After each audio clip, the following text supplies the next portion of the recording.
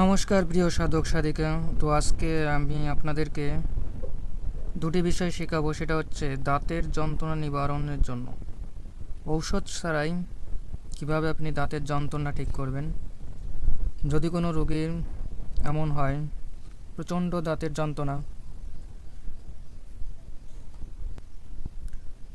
যন্ত্রণার জন্য যদি সে খাবার দাবার কিছু খেতে না পারে, তাহলে এই যে মন্ত্রটা দেখতে পাচ্ছেন, এই মন্ত্রটা প্রয়োগ করবেন।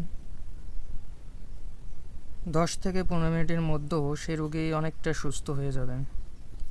তো মন্ত্রটা দেখুন: ওম অগ্নিবান্ধ অগ্নিশ্বর বান্ধ স লাল বিকাল বাঁধো সহ লাহে লোহার বান্ধ বজ্রকে নিহায় বজ্র ধনদাত বিহায় তো মহাদেব কিয়ান।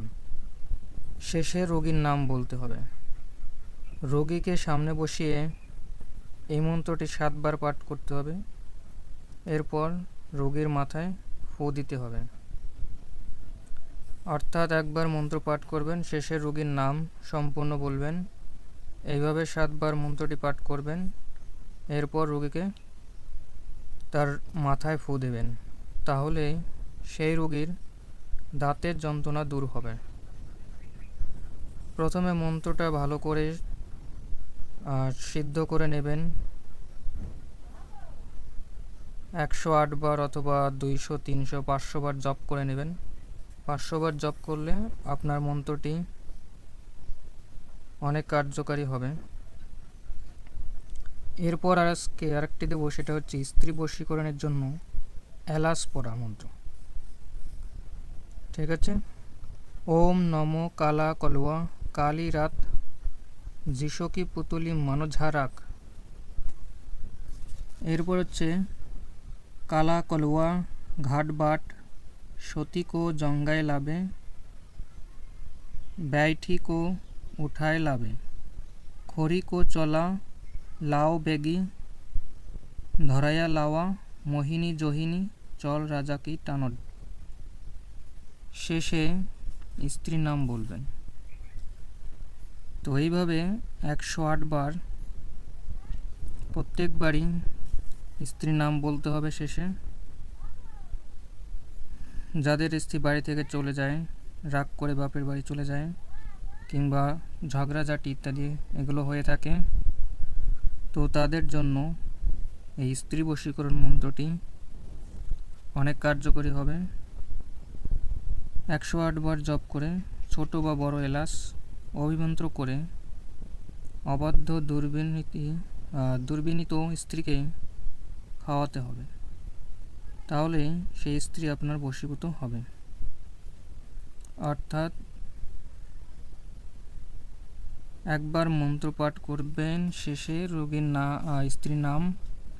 তো এইভাবে 108 বার পরে ওই ছোট বা বড় এলাচ 4 থেকে 5টি নেবেন। এরপর সেই এলাচে 1টি বা 3টি ফু দেবেন। এরপর এলাচটি আপনার স্ত্রীকে খাওয়াবেন। তাহলে আপনার স্ত্রী বশীভূত হবে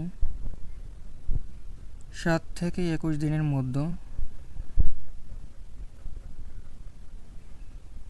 তো এই প্রকারে আপনারা যদি করেন তাহলে অবশ্যই সফলতা লাভ করবেন। আর অবশ্যই মন্ত্র যদি আপনি এখনই ইউটিউবটার ভিডিও দেখে আপনি যদি মন্ত্র পাঠ করে প্রয়োগ করেন তাহলে কোনো কার্যকরী হবে না। প্রথমে মন্ত্রটি একটি খাতায় নোট করে রাখবেন। এরপর এটা শনিবার অথবা মঙ্গলবার এবং অমাবস্যা পূর্ণিমায় এই সময়গুলোতে 1 থেকে 2 মাস প্রচণ্ডভাবে কয়েকবার জপ করবেন। এরপর মন্ত্রগুলো প্রয়োগ করতে পারবেন, তাহলে সফলতা লাভ করবেন। অন্যথা কোনো উপকারে আসবে না, কারণ মন্ত্রের শক্তি আপনার শরীরের মধ্যে থাকাটা আবশ্যক। তো একবার পাঠ করলে একটি বিন্দুকারে 1 বিন্দু শক্তি আপনার ভিতরে জমা হয়। তো এইভাবে যতবার পাঠ করবেন ঠিক তত শক্তি বিন্দু আকারে জমা হতে থাকবে। প্রত্যেকটি মন্ত্রের জন্যই।